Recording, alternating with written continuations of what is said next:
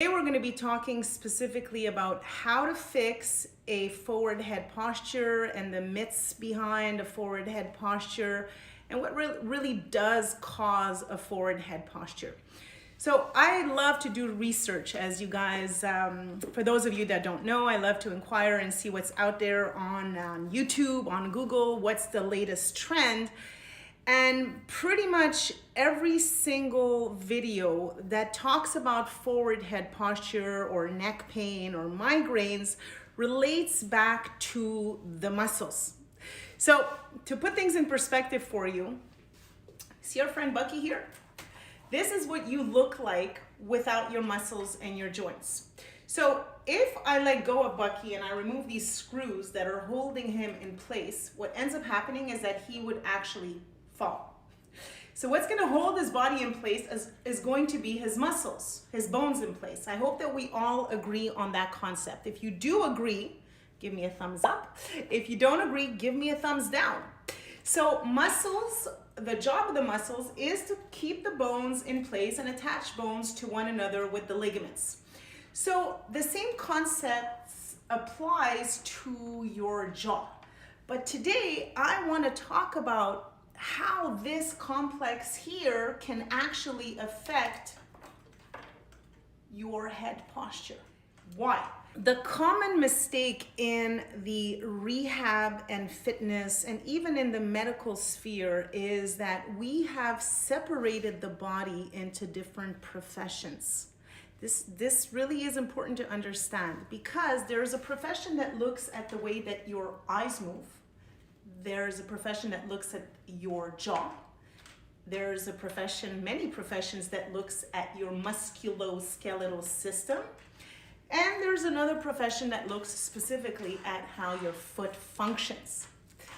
So that's awesome. And they are all specialists in those specific areas. The problem is that when you're looking at someone's posture, you're looking at a body that receives multiple sensory input from different organs and different sensory entries, which are your eyes, your feet, and the jaw has the potential, if it's not well balanced, it has the potential to create a dysregulation with your neck and certainly with the muscles of your upper body.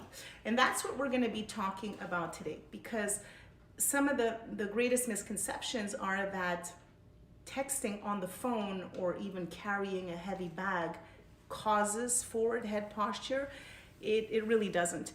Unless you're literally texting 24 hours a day for a period of 365 days and your head is constantly looking down, I might tend to believe that that's possible, but I don't think that many of us are actually doing this. So let's talk about the jaw. Let's break it down. The strongest muscle in your mouth is your tongue. And your tongue is attached to a bone. Do any of you know what that bone is? It's a really small bone that's located right here, right in front of your esophagus, and it's called the hyoid bone, right over here. I don't know if you guys can see that. And the hyoid bone is actually the bone that connects your anterior muscles with your back muscles. So here's the thing. When we're born, we don't actually have teeth, right? So our jaw is not well fully developed. What's going to develop the jaw?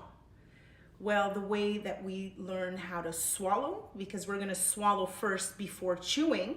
And that's going to create kind of like an engram in our brain. Start developing different muscles, facial muscles, neck muscles, throat muscles. When you actually look at a baby that breastfeeds, they stop breastfeeding out of exhaustion, not because they're not hungry anymore, because of all of the physical requirements and all of the energy that it takes to actually suck the milk and swallow the milk through suction movements, which involves the muscles of your jaw and the muscles of your face. So the jaw in itself, we don't have teeth when we're born. The way that we learn how to swallow and then the way that we learn how to chew is going to determine the position of our temporomandibular joint. And that's really awesome, because you see this position here. I mean, there's so many professions that are looking at this joint. This is your temporomandibular joint. Now, the actual physiological position of that joint is determined by the height of your teeth. And this is referred to as posterior vertical dimension. Now, I don't know if you guys have noticed, and please leave me your comments or let me know if you have or not, most people are getting their wisdom teeth pulled out. I mean, the real reason why wisdom teeth are being removed is simply because, I mean, the common excuse that's being given is that they're really hard to clean. For me, really, that's not a valid reason. If there are toothbrushes that are made to clean the teeth in the back, and it really is possible to clean the wisdom teeth properly if you have the proper equipment. So please clean your wisdom teeth and don't have them pull out. Another common argument is that there's no space. Great, there's no space. The jaw cannot accommodate the teeth. Again, why? Because the development of the mandible and the cranium has not happened successfully. There is a lack of development because there is poor tongue posture. And not to say that this is wrong. I'm going to have a reserved opinion about that because I want to be respectful of everyone. But if I'm removing the teeth in the back that are there to anchor my mandible on my cranium, can I potentially change the mechanics of this joint? And the answer is you can. You can actually change the mechanics of this joint when you decrease the height of the posterior vertical dimension. So why is that important? Because if you're decreasing that height and you're changing this position, then the mandible is going to move in a certain way, certainly not in the physiological way that it has been meant to move as a human. And that's going to create an impact on your head posture, which will then what? It's going to affect your neck muscles. And ultimately, it's going to affect your upper body. And since we stand upright and we walk on our feet and we stabilize our body through our center of gravity, that imbalance is going to go all the way down to your feet. Where am I going with this? There's one thing that you can figure out, or one really easy test that you can do to figure out if you already have a lack of posterior vertical dimension, and I call this the 3-finger test. If you actually take 3 of your fingers like this, and you open your mouth and you put your fingers in, and I'll show you from the side so that it can make sense, just like this. If that's painful for you, then what that means is that the meniscus that's located right here is already being compromised. So in other words, your joint, this condyle, is so jammed up already in the fossa that you're unable to do the proper movement of translation forward so that you can actually open your mouth. If this is true, then the muscles of your neck and your head posture is already affected. All the time. This is happening when you're standing upright. There's no, I mean, this information, this engram is there as we speak. So what can you do for this? One of the things that you could certainly start doing is try to become aware of whether or not you are clenching your teeth. Now, this is important because if you already have this tooth that's removed and you're clenching your teeth on a daily basis because you're stressed, you're going to further aggravate the position of the joint, and you're going to aggravate the scenario of having a forward head posture. So you absolutely have to stop clenching your teeth. So becoming aware of this, and I'm looking on my table here. This is what I use systematically with everyone. Let me show you. So I buy these dots, right? These red dots. And anybody that clenches their teeth will say to you, yeah, I clench my teeth when I sleep, but I never do it in the day. They're not aware of it. We're not aware of it. But we're going to become aware of it with red dots. So the idea behind this is at the level of your eyes, you're going to take the red dot, you're going to put it on the wall, and you're going to ask yourself or your clients every single time that you see the dot, I'm talking to you now, I see the dot, and I'm going to ask myself, Are my teeth touching? Is there slight contact?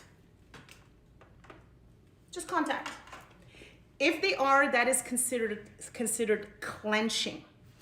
And clenching is a really, really bad thing. If you're doing this on a daily basis, you're actually decompensating you're over soliciting constantly your trigeminal nerve, and you really don't want to do that 24/7. So you have to find ways to relax. And obviously there are many techniques out there. We're not going to cover them in today's talk, but you have to find a way to decrease or activate your parasympathetic system. There are many, many benefits to this, as many of you know. So going back to the jaw, the teeth are removed. You have a lack of posterior vertical dimension. You have a forward head posture that's already starting to happen. You're thinking it's your upper trap. You're stretching your trap with a ball or doing all of these stretching exercises. The cause in this example is your teeth. All right, how will you know if that really is impacting your jaw? You're gonna do the 3-finger test, put it in your mouth, this hurts, you hear clenching, you're unable to do it, you know that you have a lack of posterior vertical dimension. So then what's gonna be optimal in this scenario is for you to stop clenching your teeth, because there's nothing else that you can do as far as the posterior vertical dimension. So that's that. Then we're going to be talking about the tongue. So if you have what we call a lingual dysfunction, if you didn't actually learn how to use your tongue properly, I know that this sounds extremely weird, but there is a way to test this. If you simply ask someone, you grab a piece of paper and lower someone's lip with their teeth closed, if you ask them to swallow. So in other words, I'll show you what the dysfunctional movement is. I'm going to lower my lips and I'm going to ask, and I'm going to swallow. If you see this, that is a positive test. If you see any movements of the tongue pushing forward when you ask someone to swallow as you pull their lip down, they have a lingual dysfunction. What does that mean?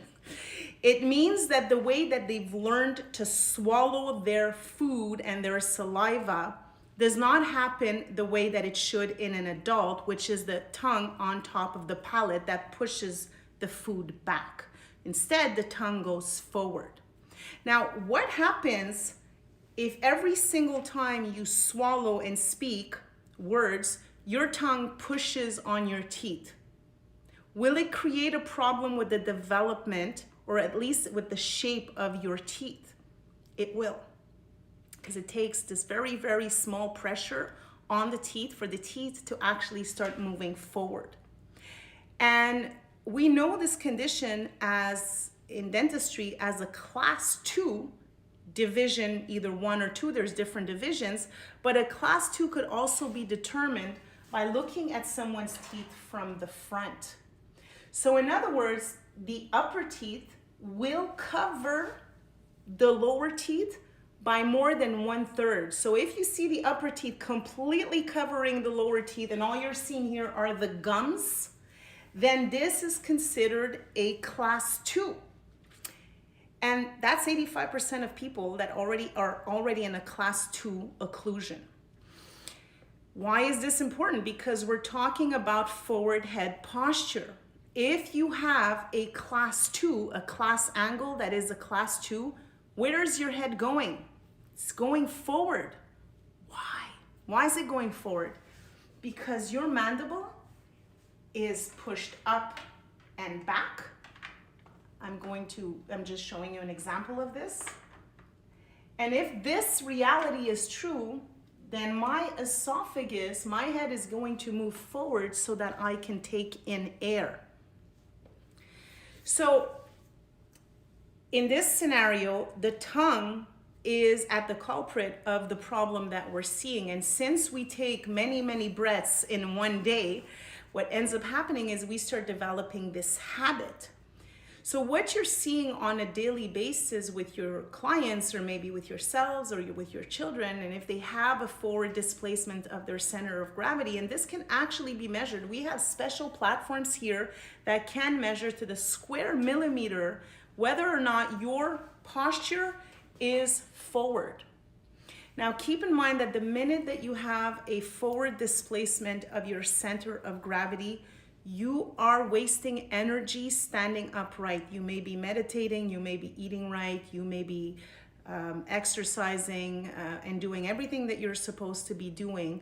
But if you are in a constant state of mitochondrial fatigue, it might be really, really hard to achieve the goal that you're trying to reach. So I hope that this was informative. If you guys have any comments, please leave them in the comment below. And if you have any suggestions of other videos that you'd like for me to do, please let me know. And if you have more questions about your jaw or things that you can do to actually address this, then please let us know as well.